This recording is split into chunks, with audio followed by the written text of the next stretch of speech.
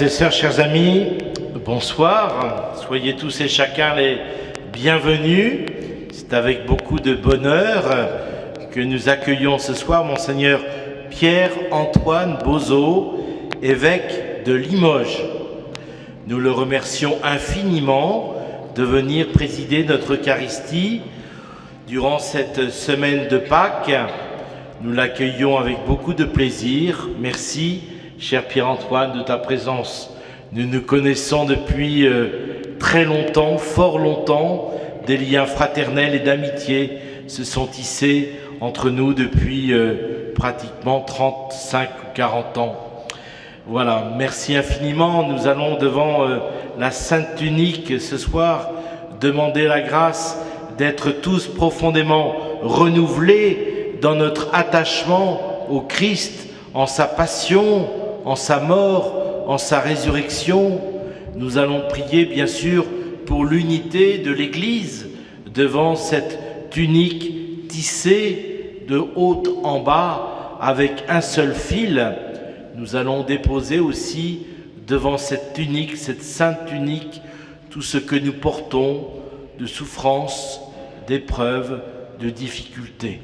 Et puis bien sûr, à la veille de la sépulture de notre cher pape François, nous continuons de prier intensément pour lui avec tous ceux et toutes celles qui viennent se recueillir devant sa dépouille à Saint-Pierre. Merci encore, Monseigneur, cher ami, de votre présence.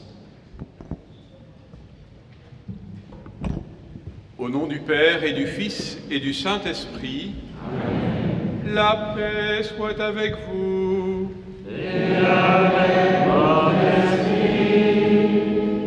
Merci, cher Benoît. Je remercie beaucoup l'ordinaire du lieu, comme on dit dans le langage ecclésiastique, l'évêque de Pontoise, de m'accueillir. Je suis très heureux de cette invitation. Je remercie beaucoup le Père Cario aussi, qui me l'a adressé simultanément avec Monseigneur Bertrand. Je suis très ému d'avoir pu me recueillir devant la Sainte Tunique. Je suis venu ici une fois, à la basilique d'Argenteuil, c'était pour prier avant d'aller à l'installation de votre nouvel évêque à Pontoise le 15 septembre dernier. Mais quand je suis passé prier dans la basilique, je ne pouvais pas avoir accès visuel à la Sainte Tunique. Et je suis très heureux et très ému de pouvoir prier me recueillir devant elle ce soir. Je pensais en regardant cette tunique maculée de sang à la phrase de Pascal, « J'ai versé telle goutte de sang pour toi ». C'est pour chacun de nous que Jésus a versé son sang pour notre salut. Alors nous avons cessé, vous avez entendu, la vénération de la tunique pendant la messe, parce que évidemment cette relique insigne de la tunique s'efface devant un signe plus grand encore, une présence plus belle, c'est celle du Christ en son mystère de mort et de résurrection qui s'offre à nous dans l'Eucharistie, pour nous préparer donc à le célébrer dignement. Commençons par accueillir sa miséricorde en étant renouvelés par l'eau de notre baptême. Chers frères et sœurs bien-aimés, rendons grâce au Seigneur pour cette eau consacrée. Nous allons en être aspergés en mémoire de notre baptême, que Dieu nous vienne en aide, afin que nous demeurions fidèles à l'Esprit que nous avons reçu.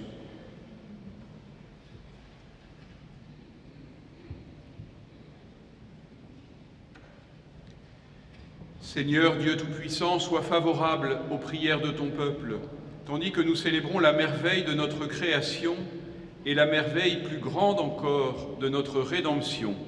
Nous te rendons grâce pour cette eau consacrée. Tu l'as créée pour féconder la terre et donner à nos corps fraîcheur et pureté. Tu en as fait aussi l'instrument de ta miséricorde. Par elle, tu as libéré ton peuple de la servitude et tu as étanché sa soif dans le désert.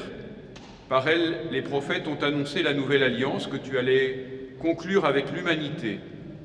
Par elle, enfin, ô sanctifié par le Christ au Jourdain, tu as renouvelé notre nature pécheresse dans le bain de la nouvelle naissance.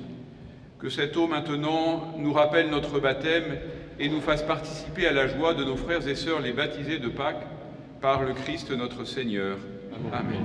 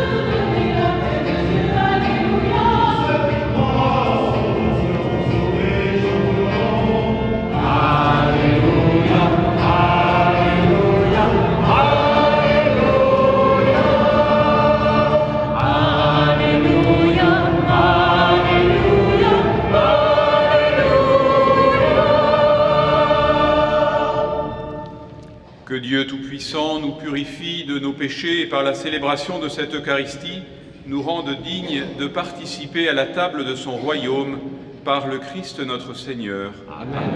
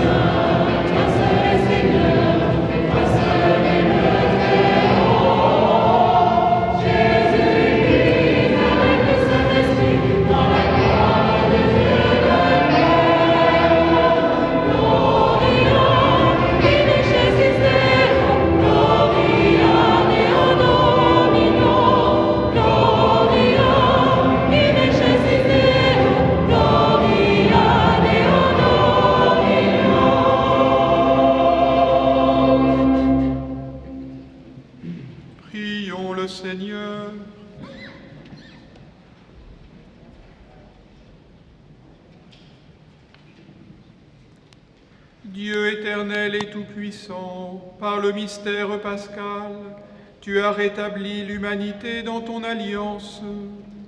Accorde-nous d'exprimer par nos actes la foi que nos célébrations proclament. Par Jésus-Christ, ton Fils, notre Seigneur, qui vit et règne avec toi dans l'unité du Saint-Esprit, Dieu pour les siècles des siècles.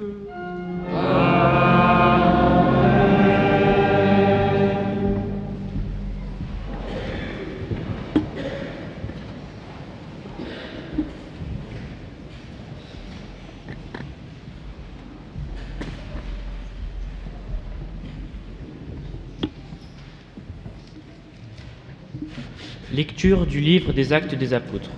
En ces jours-là, après la guérison de l'infirme, comme Pierre et Jean parlaient encore au peuple, les prêtres survinrent, avec le commandement du temple et les Sadducéens. Ils étaient excités de les voir enseigner le peuple et annoncer en la personne de Jésus la résurrection d'entre les morts. Ils les firent arrêter et placer sous bonne garde jusqu'au lendemain. Et puis c'était déjà le soir. Or, beaucoup de ceux qui avaient entendu la parole devinrent croyants. À ne compter que les hommes, il y en avait environ 5000. Le lendemain, se réunirent à Jérusalem les chefs du peuple, les anciens et les scribes. Il y avait là Anne, le grand prêtre, Caïphe, Jean, Alexandre, et tous ceux qui appartenaient aux familles de grands prêtres. Ils les firent amener Pierre et Jean au milieu d'eux, et les questionnèrent. Par quelle puissance, par le nom de qui avez-vous fait cette guérison ? Alors Pierre, rempli de l'Esprit Saint, leur déclara, chefs du peuple et anciens, nous sommes interrogés aujourd'hui pour avoir fait du bien à un infirme. Et l'on nous demande comment cet homme a été sauvé. Sachez-le donc vous tous, ainsi que tout le peuple d'Israël. C'est par le nom de Jésus, le Nazaréen, lui que vous avez crucifié, mais que Dieu a ressuscité d'entre les morts. C'est par lui que cet homme se trouve là, devant vous, bien portant. Ce Jésus est la pierre méprisée de vous, les bâtisseurs, mais devenue la pierre d'angle. En nul autre que lui, il n'y a de salut. Car, sous le ciel, aucun autre nom n'est donné aux hommes qui puisse nous sauver. Parole du Seigneur.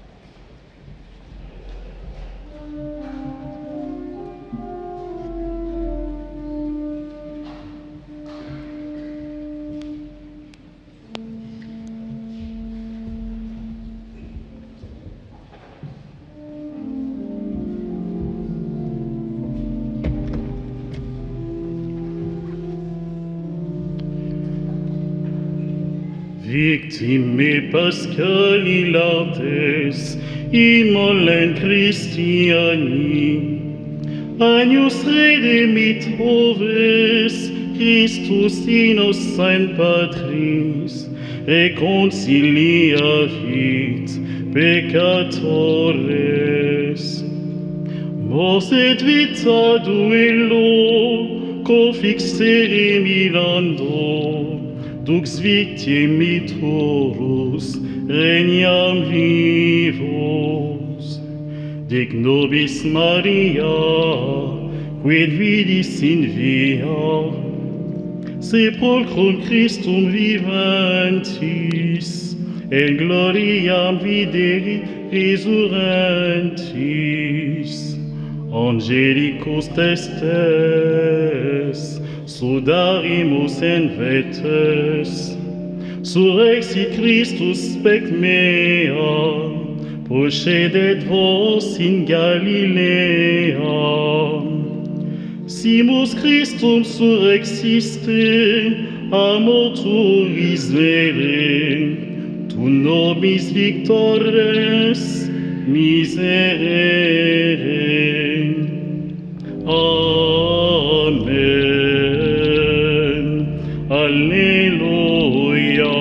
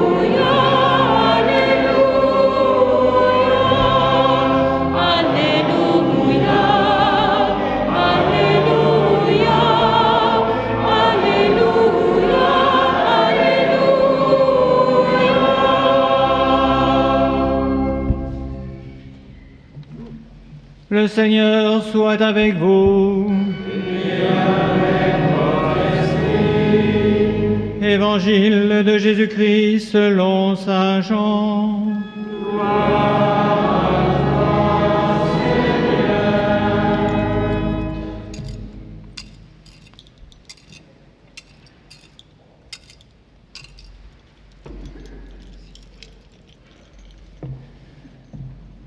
En ce temps-là, Jésus se manifesta encore aux disciples sur le bord de la mer de Tibériade, et voici comment.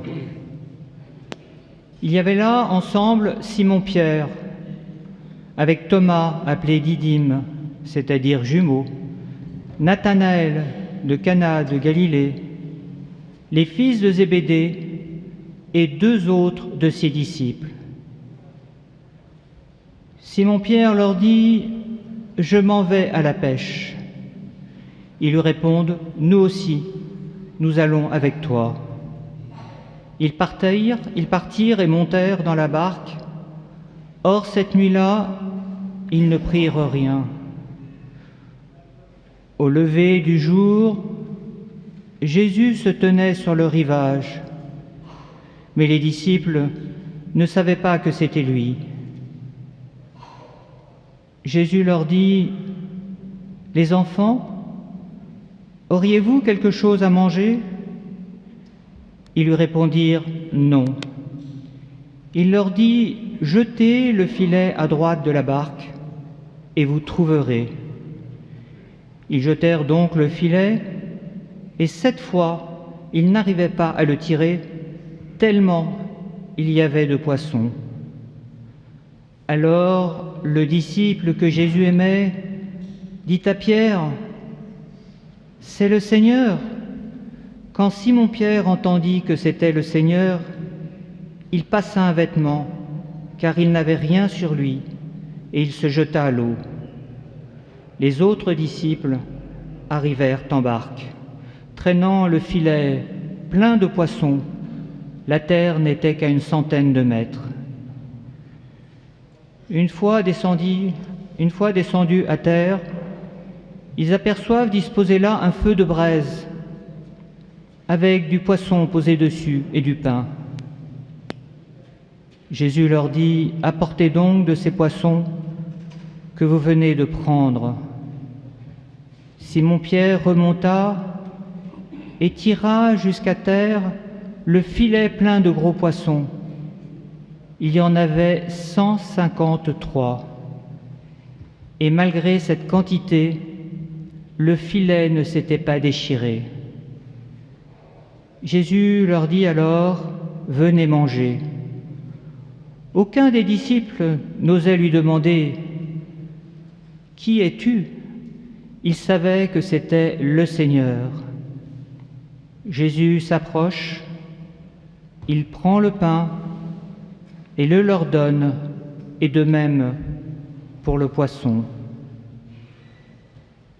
C'était la 3e fois que Jésus, ressuscité d'entre les morts, se manifestait à ses disciples.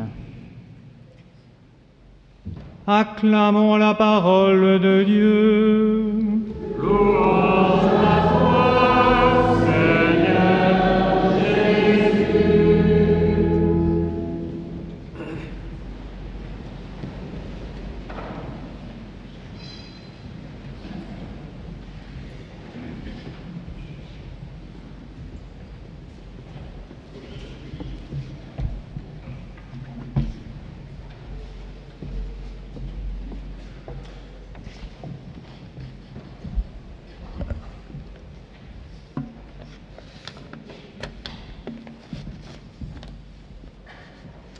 Chers frères et sœurs, hier matin, j'ai eu la grande joie de célébrer la messe sur le tombeau de Jésus, le tombeau vide au Saint-Sépulcre, à Jérusalem. Ce tombeau, vous le savez, est vide depuis le 3e jour après la mort de Jésus, aux environs de l'an 30, voici 2000 ans. C'est pourquoi, là-bas, à Jérusalem, comme ici, à Argenteuil, le grand cierge pascal a été allumé au feu pascal durant la vigile samedi dernier. Et sa lumière a brillé dans la nuit, dans cette sainte nuit. Et cette lumière continue de briller. Elle continue d'éclairer les nuits, les nombreuses nuits de l'histoire des hommes. Elle éclaire les peines des hommes et leurs souffrances. Elle éclaire notre deuil, nous qui pleurons, comme le rappelait Monseigneur Bertrand tout à l'heure, la belle figure du pape François.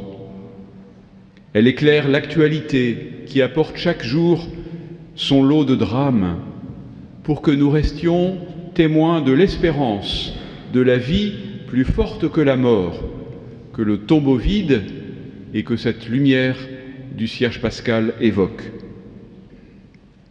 Et comme donc je suis rentré cette nuit de Terre Sainte, permettez-moi d'évoquer une de ces nuits des hommes. C'est la terrible situation de la Terre Sainte.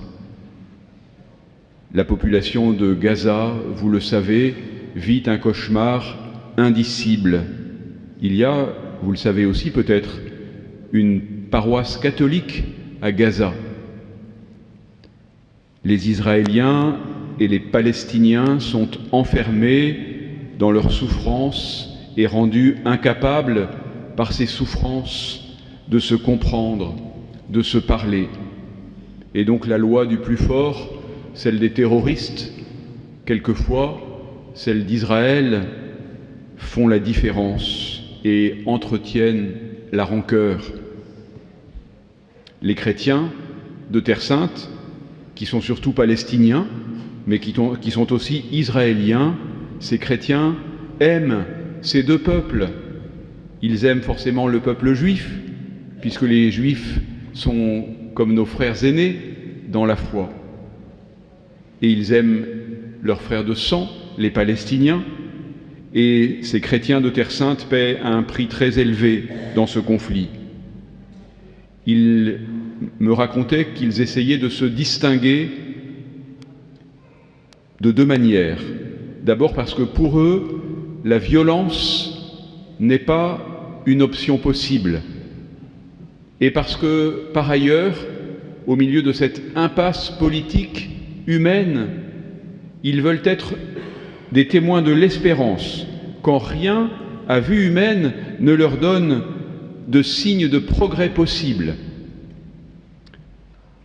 Voilà une des nuits de l'humanité. Elle rejoint la situation des apôtres dans l'Évangile. Pierre, Thomas, Nathanaël ont déjà rencontré le ressuscité. Ils savent que Jésus est ressuscité. Ils savent qu'il est vivant.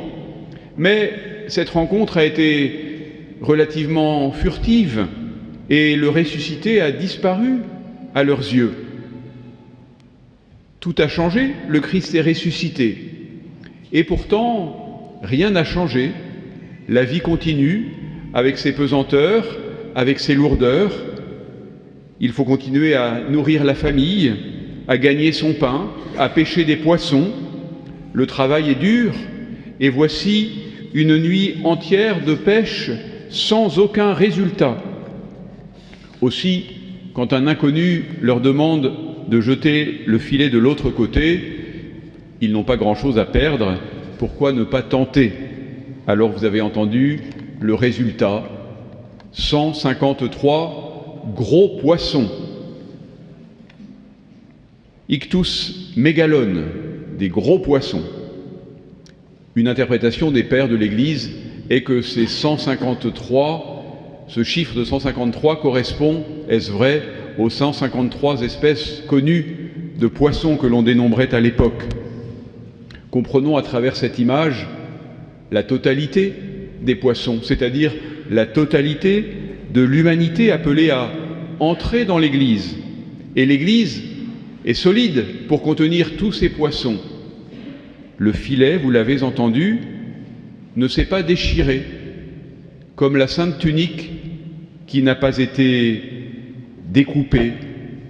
Elle est restée tissée tout d'une pièce et les soldats n'ont pas voulu qu'elle soit découpée. C'est l'unité de l'Église par le filet, par la tunique, qui sont ici évoquées.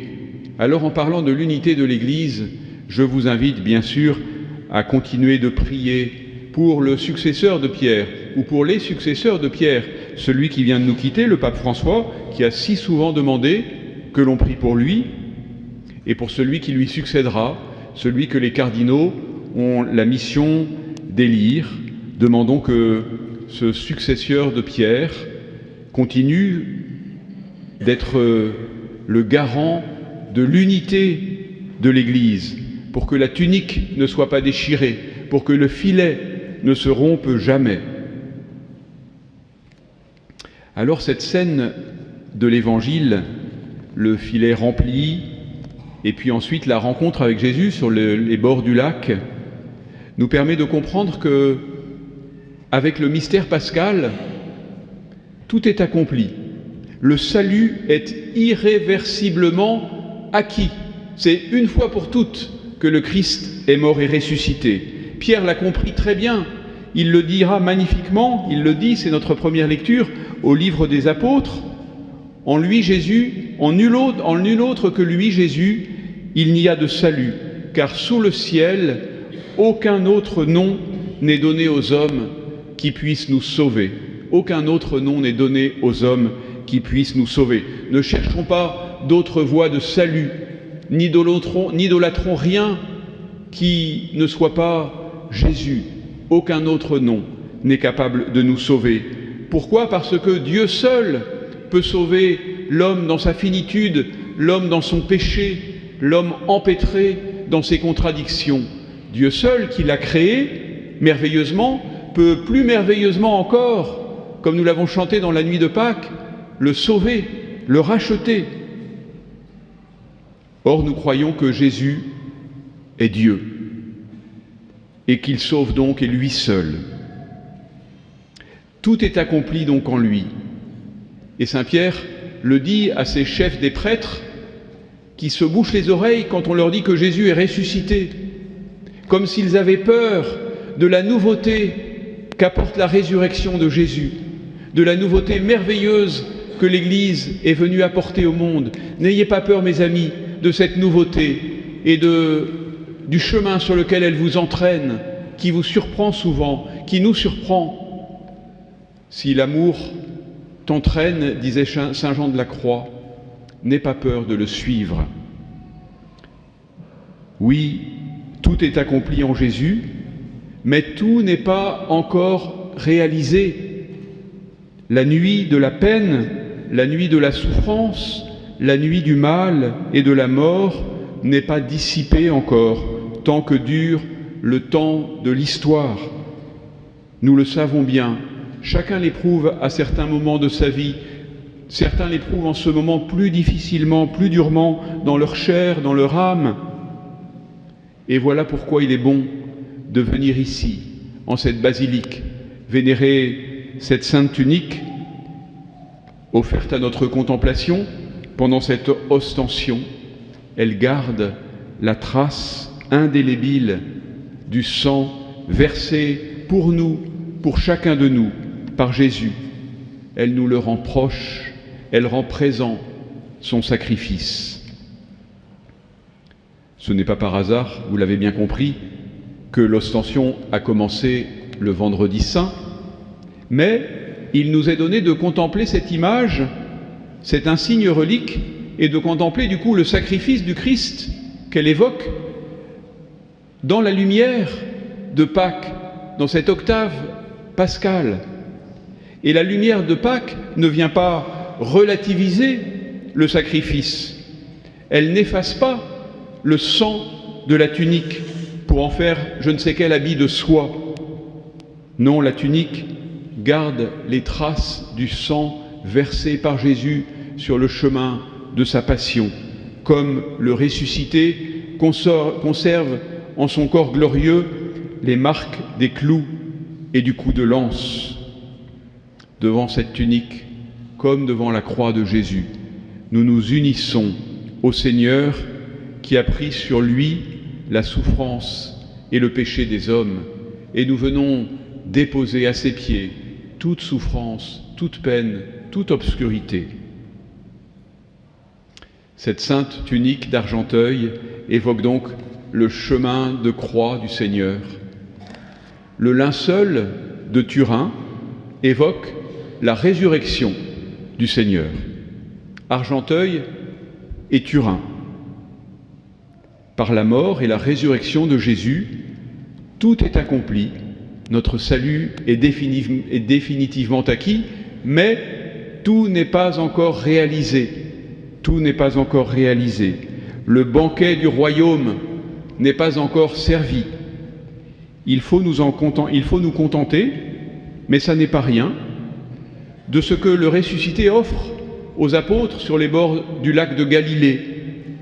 Les poissons qu'ils ont pêchés, mais qu'il leur donne après les avoir reçus d'eux, comme le pain de l'Eucharistie, fruit de la terre et du travail des hommes, qui devient la présence du Christ, et puis il leur offre du pain. Évidemment, cela ouvre complètement, s'il était besoin, les yeux des apôtres. Mais ce qu'il leur offre, c'est sur une plage un peu de pain, maigre pain azime, et un peu de poisson. Pain de vie qui permet d'avancer avec confiance, certes, mais pas encore le festin des noces de l'agneau, pas encore le festin du royaume. Nous sommes des pèlerins. Nous avons besoin d'être encouragés dans notre marche vers ce royaume. Et cette ostension est pour chacun de nous une étape. Rendons grâce à Dieu qui nous soutient par ces signes si beaux, si providentiellement capables d'arriver jusqu'à nous à travers leur histoire mouvementée. Rendons grâce plus encore pour le pain vivant qu'il nous donne en nourriture, le pain qu'il offrait à ses apôtres au bord du lac de Galilée et qu'il nous offre ce soir, pour qu'ensemble, à travers les ombres et les lumières de notre vie et de celle du monde, nous avancions avec confiance comme témoins de l'espérance vers le royaume. Amen.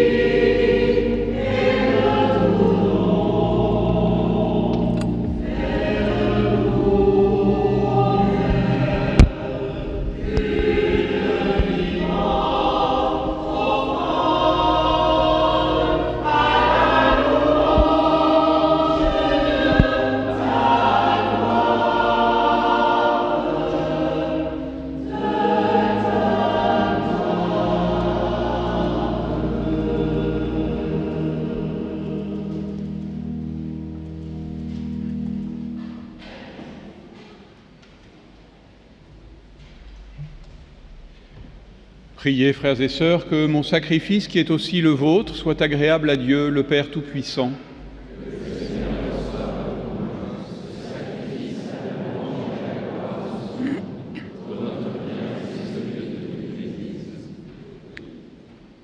Accomplis en nous, Seigneur, dans ta bonté, l'échange que nous attendons de cette offrande pascale, afin de passer des attachements terrestres au désir du ciel, par le Christ notre Seigneur. Amen.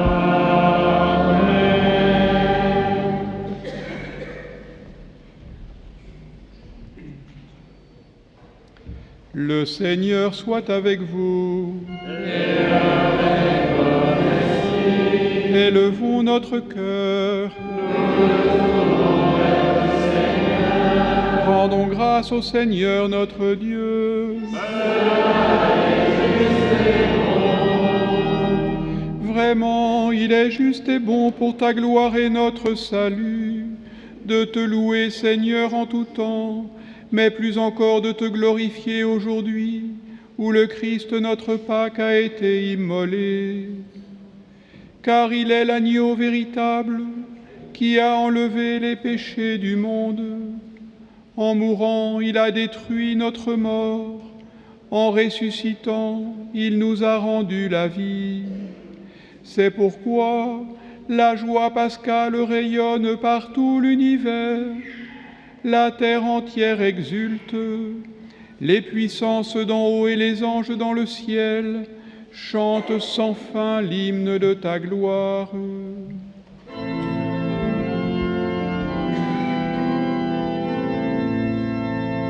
Sanctus, Sanctus, Sanctus Dominus, Dominus Deus Sabaoth. Sanctus, Sanctus, Sanctus Dominus, Dominus Deus Sabaoth. Pleni succedi et terra, gloria tua. Hosanna in excelsis, Hosanna in excelsis, benedictus qui venit in nomine Domini. Hosanna in excelsis, Hosanna in excelsis.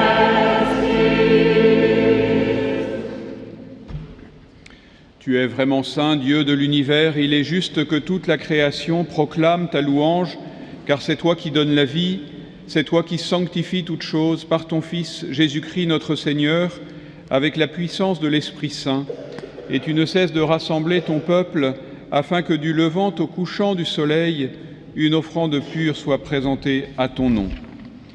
C'est pourquoi nous voici rassemblés devant toi, Dieu notre Père, et dans la communion de toute l'Église, nous célébrons le jour très saint où ressuscita selon la chair notre Seigneur Jésus le Christ. Par lui que tu as élevé à ta droite, nous te supplions de consacrer toi-même les offrandes que nous apportons. Sanctifie-les par ton Esprit pour qu'elles deviennent le corps et le sang de ton Fils, Jésus-Christ notre Seigneur, qui nous a dit de célébrer ce mystère. La nuit même où il fut livré, il prit le pain. En te rendant grâce, il dit la bénédiction. Il rompit le pain et le donna à ses disciples en disant : Prenez et mangez-en tous. Ceci est mon corps livré pour vous.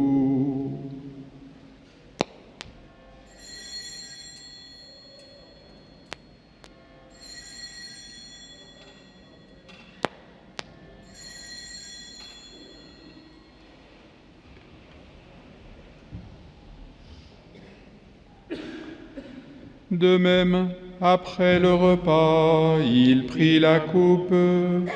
En te rendant grâce, il dit la bénédiction et donna la coupe à ses disciples en disant : Prenez et buvez-en tous, car ceci est la coupe de mon sang, le sang de l'alliance nouvelle et éternelle, qui sera versé pour vous et pour la multitude en rémission des péchés. Vous ferez cela en mémoire de moi.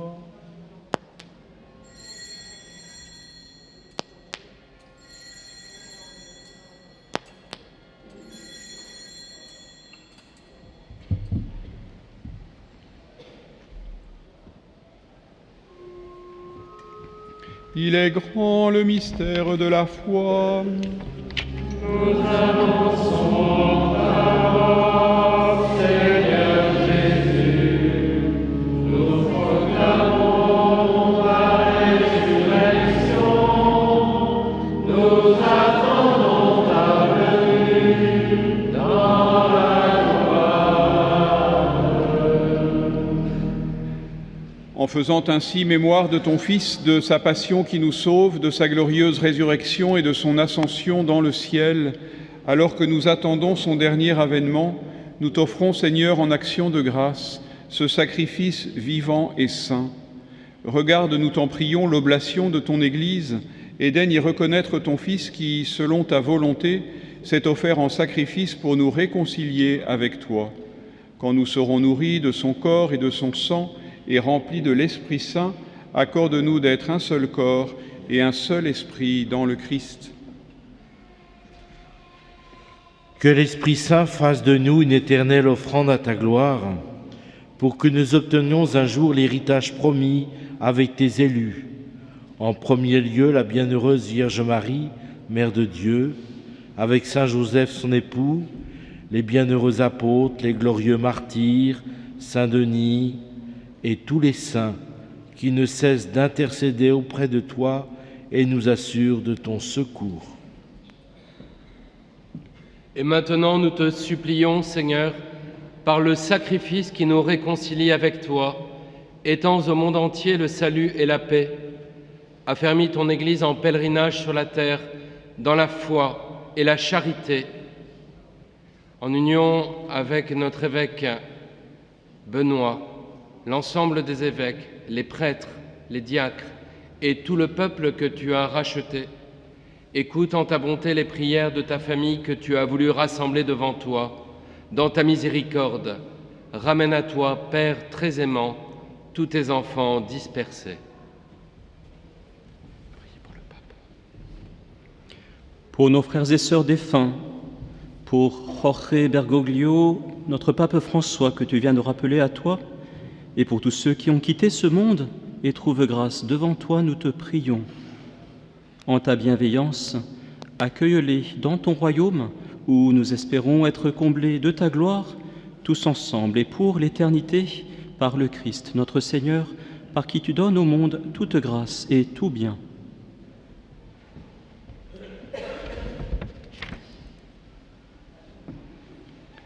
Par lui, avec lui et en lui, à toi, Dieu le Père Tout-Puissant, dans l'unité du Saint-Esprit, tout honneur et toute gloire, pour les siècles des siècles.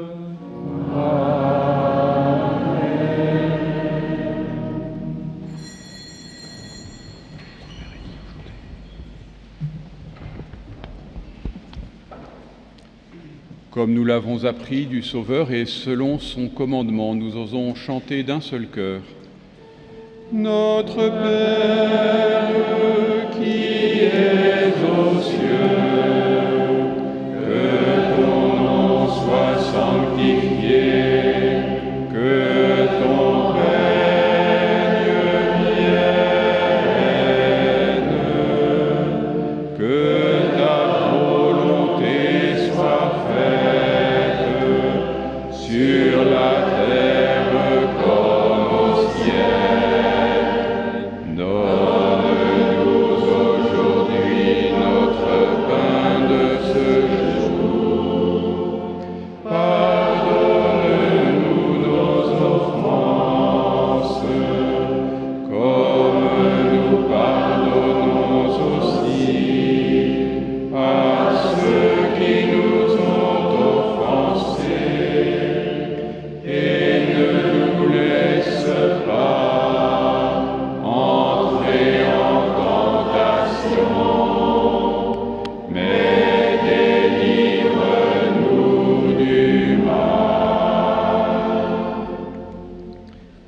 Délivre-nous de tout mal, Seigneur, et donne la paix à notre temps. Soutenus par ta miséricorde, nous serons libérés de tout péché, à l'abri en toute épreuve, nous qui attendons que se réalise cette bienheureuse espérance, l'avènement de Jésus-Christ, notre Sauveur. Car c'est à toi qu'appartiennent le règne, la puissance et la gloire pour les siècles des siècles. Seigneur Jésus-Christ, tu as dit à tes apôtres, « Je vous laisse la paix, je vous donne ma paix. Ne regarde pas nos péchés, mais la foi de ton Église. Pour que ta volonté s'accomplisse, donne-lui toujours cette paix et conduis-la vers l'unité parfaite, toi qui vis et règnes pour les siècles des siècles. Amen. Que la paix du Seigneur soit toujours avec vous. Et avec votre esprit. Dans la charité du Christ, donnez-vous la paix.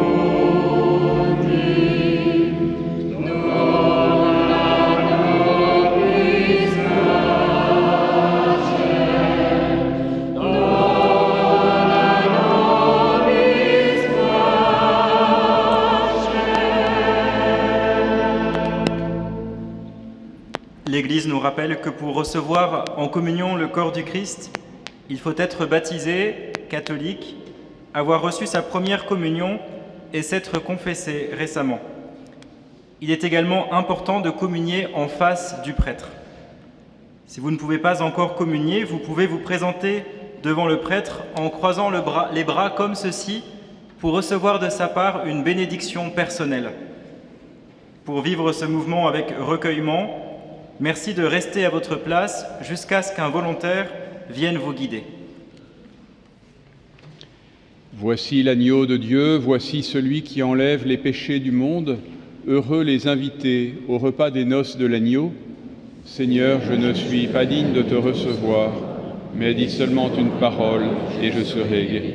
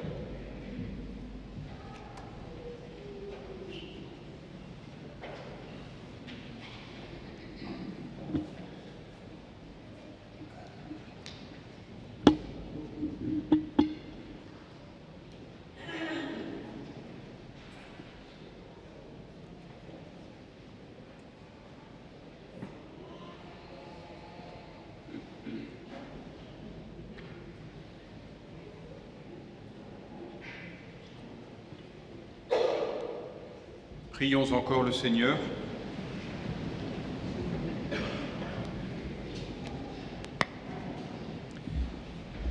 Nous t'en prions, Seigneur, ne cesse pas de protéger avec tendresse ce que tu as sauvé.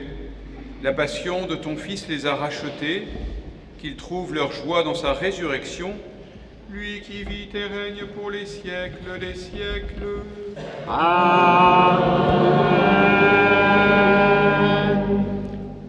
Vous allez bientôt pouvoir vous approcher de la Sainte Tunique pour la vénérer, et cela jusqu'à 22 heures. Pour que cela se fasse dans de bonnes conditions, merci de rester à votre place jusqu'à ce que la procession soit sortie à l'extérieur de la basilique et que des volontaires vous fassent signe pour rejoindre le mouvement de vénération. En sortant de la basilique, il vous est possible de faire un don. Merci d'avance.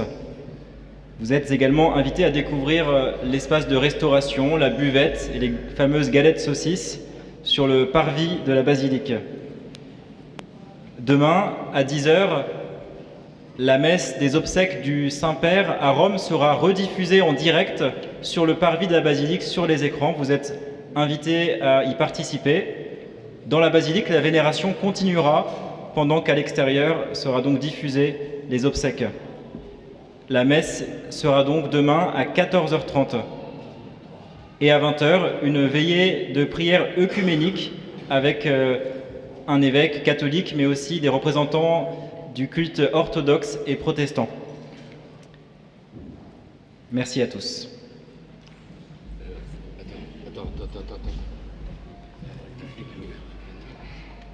J'oublie d'ajouter que la basilique sera ouverte toute la nuit de samedi à dimanche. À l'issue de la veillée œcuménique, il y aura le Saint-Sacrement qui sera exposé et qui restera exposé toute la nuit jusqu'à 7h30 le lendemain. La bénédiction de Monseigneur bénira également vos objets de piété. Si vous en avez, vous pouvez les sortir. Merci à beaucoup. Avant de donner cette bénédiction, je voudrais redire ma joie d'avoir célébré et présidé cette messe et vénéré la Sainte Tunique. Je voudrais remercier beaucoup le Père Cario et puis Monseigneur Bertrand de son invitation et de sa présence, et puis tous les nombreux volontaires engagés au service de cette ostension, la chorale, tout le service de l'autel. Merci à tous de votre dévouement au service de ce lieu d'apostolat. Et puis un petit message encore qui fait écho à mon homélie. Vous avez la grâce ici à Argenteuil qu'une petite partie de la Terre Sainte soit venue jusqu'à vous à travers cette relique. Le grand cri de détresse des chrétiens de Terre Sainte, c'est de dire il faut que les pèlerins reviennent. Alors la relique est venue à vous. Allez en Terre Sainte, mes amis. Allez prier, pas seulement pour soutenir les chrétiens de Terre Sainte, aussi pour cela, mais parce que, comme ici, en venant vénérer la relique, en allant en Terre Sainte, on s'approche de la réalité de ce que Jésus est venu accomplir parmi nous. Donc c'est un encouragement à pèleriner vers la Terre Sainte où les chrétiens vous attendent. Le Seigneur soit avec vous. Et avec votre esprit. En ressuscitant son Fils unique, Dieu vous a accordé le bienfait de la rédemption. Il a fait de vous ses enfants, qu'il vous donne la joie de sa bénédiction. Amen. Du Rédempteur, vous avez reçu d'être libre à jamais, qu'il vous accorde aussi d'avoir part à l'héritage éternel. Amen. Par la foi au Christ dans le baptême, vous êtes déjà ressuscités. Par la droiture de votre vie présente, puissiez-vous mériter de lui être unis dans la patrie du ciel. Amen. Et que la bénédiction de Dieu Tout-Puissant, le Père, le Fils et le Saint-Esprit descendent sur vous et y demeurent toujours. Amen. Allez dans la paix du Christ, alléluia, alléluia. Nous rendons grâce à Dieu, alléluia,